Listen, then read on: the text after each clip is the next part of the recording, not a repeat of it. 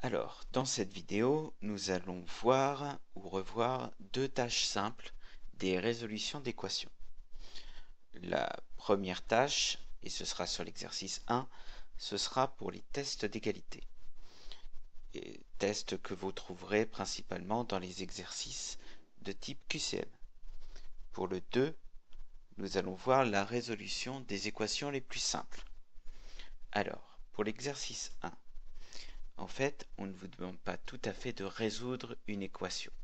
On vous fournit l'équation et on vous propose plusieurs solutions possibles. La question est de savoir parmi ces solutions possibles, laquelle ou bien lesquelles sont vraiment des solutions. Ceci est particulièrement simple à la seule condition que vous ayez une calculatrice et que vous soyez capable d'appréhender ce qu'on appelle la substitution. Qu'est-ce que cela ? Pour faire cela, il suffit d'écrire exactement le membre de gauche, à une exception près, la lettre. Et la lettre, vous allez la remplacer par la solution que vous voulez tester entre parenthèses. C'est extrêmement important. Ici, ça commence par moins 2, puis entre parenthèses, moins 2,25, fermez la parenthèse, plus 4. Je fais le test, cela donne 8,5 et non 7. Donc la solution ne fonctionne pas. Il faut faire très attention sur votre calculatrice puisque la plupart du temps, votre calculatrice fait la distinction entre le moins, la soustraction, et le moins, le signe du nombre. Il ne faut absolument pas dans ce cas-là écrire le moins de vos opérations ici. Il faut utiliser la touche qui correspond à rendre le nombre négatif. Il vous faudra vous rapprocher de votre professeur pour qu'il vous indique clairement quelle est la touche et comment l'utiliser. Alors, on reprend. J'ai donc testé le calcul de gauche avec la valeur moins 2,25 entre parenthèses. Ça n'a pas donné le résultat que je voulais. Je vais donc reprendre exactement la même chose, mais avec la valeur suivante. Cela donne 3. Ça n'est pas du tout ce que... Oh, pardon. Je reprends le calcul, j'avais oublié la suite du calcul. Voilà. Cela donne 7, soit exactement le calcul que je voulais. Moins 1,5 est une solution. En soi, il faudrait que je fasse le calcul pour chacune des solutions, mais l'énoncé me dit que les égalités suivantes ne sont vraies que pour un seul nombre. Une fois que je l'ai trouvé, c'est fini. Il y a bien sûr à plus haut niveau une façon de savoir combien de solutions on peut espérer, mais on rentrerait ici dans des cas beaucoup trop compliqués pour ce qui nous intéresse. On attaque la deuxième, donc 4,5 plus 7,2b. Je vais remplacer b par 2,5 entre parenthèses. 22,5, c'est pas du tout ce que je veux. Je peux remplacer 2,5 par 3,5, 29,7. Voilà, je l'ai trouvé. Encore une fois, il faudrait tester les autres, ainsi de suite, ainsi de suite.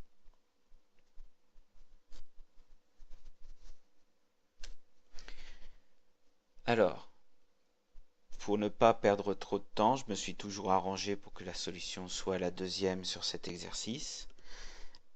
Ici, le cas est un peu différent. Là, je n'ai pas un calcul avec un résultat, j'ai un calcul avec un calcul.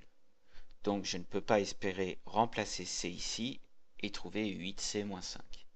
Je dois remplacer C par la valeur à gauche et C par la valeur à droite et voir si j'obtiens exactement la même chose. Si je remplace à gauche, donc moins 1,8, fermez la parenthèse, plus 4. J'obtiens moins 1,4. À droite, 8, entre parenthèses, moins 1,8, moins 5. J'obtiens pas moins 1,4. Ça n'est pas la même chose. je vais tester avec la deuxième. Donc 3 entre parenthèses 1,8 plus 4, ce qui me donne 9,4. Et 8 entre parenthèses 1,8 moins 5, ce qui me donne aussi 9,4. Les deux calculs me donnent le même résultat pour ce nombre. Ce nombre était la solution de mon équation. À présent, pour la deuxième partie, résoudre les équations les plus simples. Comment on les reconnaît? C'est vraiment très simple. D'un côté de votre égalité, vous avez une expression littérale, donc avec une lettre, et cette lettre n'apparaît qu'une seule fois. À droite, vous avez seulement un nombre. Alors, ces équations sont particulièrement simples puisqu'on peut les analyser comme suit. À gauche, j'aurai un calcul. À droite, j'aurai un résultat. Le seul problème, c'est que j'ai certes un calcul, mais toutes mes opérations n'apparaissent pas. Entre E et 7, je vois bien qu'il y a un plus, donc il y aura une addition. Entre 3 et E, il n'y a pas d'opération. La seule opération qui puisse se cacher, c'est la multiplication. Alors attention, j'ai bien dit la seule opération. Je n'ai pas dit le même signe. On verra ça un peu plus tard sur les autres équations où il faudra faire le distinguo. Alors, maintenant, pour analyser ce calcul correctement, il faut se souvenir de ce que sont les priorités de calcul. Vous avez trois catégories. Les premiers éléments à traiter sont les parenthèses. Les parenthèses forment la priorité de tous mes calculs. En deuxième, dans les parenthèses ou bien sans les parenthèses, il faudra toujours faire en premier les multiplications et les divisions. Et seulement en dernier viendront les additions et les soustractions. Donc, E, d'un côté il est multiplié par 3, d'un côté on lui ajoute 7. En fait, on ne lui ajoute pas 7. On multiplie d'abord par 3, deuxième, et ensuite on ajoute 7 en troisième. Il n'y a pas de parenthèse. Une fois qu'on a fait cette analyse, le cas devient extrêmement simple, puisque ce qui m'intéresse vraiment dans cette équation, c'est de trouver la valeur de E. E est d'abord multiplié par 3. Et ensuite, je devrais ajouter 7. Et ce calcul, ceci est ce qu'on pourrait appeler un programme de calcul, ce calcul doit donner 5,5 comme résultat. Et ma question est si je peux remonter, ou plutôt le problème est si je peux remonter ce programme de calcul, j'arriverai à remonter jusqu'à la valeur de E. Pour ces équations, où il n'y a qu'une seule lettre dans l'équation, je suis sûr de pouvoir remonter le programme de calcul. Alors comment? Eh bien en utilisant à nouveau les marges de mon podium. Je vais utiliser l'opération inverse à chaque fois. L'opération inverse de la multiplication, c'est la division. L'opération inverse de la division, c'est la multiplication. L'opération inverse de l'addition, c'est la soustraction, et l'inverse de la soustraction, c'est l'addition. Donc, pour faire l'inverse de plus 7, je vais faire moins 7. Et pour faire l'inverse de fois 3, je vais faire divisé par 3. Attention, pour que cette méthode fonctionne, dans vos cadres, ce que j'appelle la structure, l'opération doit toujours arriver avant le nombre. Pourquoi? Parce que autant faire 3 fois ou fois 3 ne change rien, autant faire 3 divisé par et divisé par 3, c'est très différent. Et faire 7 moins ou moins 7 est très différent. Donc, attention à l'ordre des opérations. Une fois que j'ai fait ma structure, le résultat vient de lui-même. Je vais faire par étapes 5,5 moins 7 je trouve moins 1,5. Et moins 1,5 divisé par 3, je trouve moins 0,5. C'est ma solution. La réponse attendue par le professeur, si jamais vous voulez souligner ou encadrer vos solutions, elle est ici. Vous avez parfaitement achevé le travail. On va voir des cas un petit peu compliqués par la suite. Ici, je pense avoir une soustraction. D'ailleurs, en soi, j'ai une soustraction, mais il me manque l'opération entre 8 et f. Ce qui m'intéresse vraiment, c'est la valeur de f. Je peux me dire que du côté calcul, j'ai deux nombres, donc je devrais avoir deux opérations. Alors, la multiplication est prioritaire. J'ai envie de multiplier par 8. Il ne faut pas multiplier par 8. En fait, à chaque fois, à mon opération et à mon nombre, il faut ajouter le signe qui arrive immédiatement à gauche. Donc en fait, vous ne multipliez pas par 8, vous multipliez par moins 8. Et là, j'ai un tout petit problème, c'est que il ne me reste, si j'éliminais ce que j'ai traité, je verrai qu'il ne me reste que 5 sans aucune opération. En fait, pour cela, je vais utiliser le signe de 5. Comme pour 8, j'ai adjoint son signe moins, à 5, je vais adjoindre ou ajouter, c'est le même sens, je vais ajouter le signe de 5. Et 5 est positif. Voilà, j'ai mon calcul. F doit être multiplié d'abord par moins 8. Ensuite, je vais rajouter 5 et il faut que ça me donne 63. Donc je vais faire 63 moins 5, ce qui me donne 58. Et 58, l'inverse de la multiplication, divisé par le nombre. Je vais diviser par moins 8. Attention, je ne fais pas diviser soustraction 8. Je fais diviser signe moins 8. Donc, 58 divisé par moins 8. Moins 7,25. Comme le cas est un peu compliqué, on peut aussi se permettre de vérifier qu'on n'a pas fait n'importe quoi. Comment on fait? Exactement comme pour le test d'égalité au cas suivant. Je vais remplacer dans l'expression qu'on me donne f par moins 7,25 entre parenthèses en espérant obtenir 63. 5 moins 8 entre parenthèses moins 7,25, fermez la parenthèse, 63. Cette vérification est assez rapide, vous pouvez vous permettre de la faire à chaque fois. Ça vous sauvera la vie en contrôle. Les deux autres cas ne sont pas plus compliqués, ils ne sont là que pour se permettre de vérifier qu'on a compris un peu le système. Encore une fois, puisqu'il n'est pas là, je vais rajouter le fois qu'il y a entre 4 et g. Donc g est d'abord multiplié par 4. Comme 4 est positif, je mets ou pas son signe, ça n'a pas vraiment d'importance. Par contre, dans la calculatrice, beaucoup ne comprennent pas qu'on mette fois plus.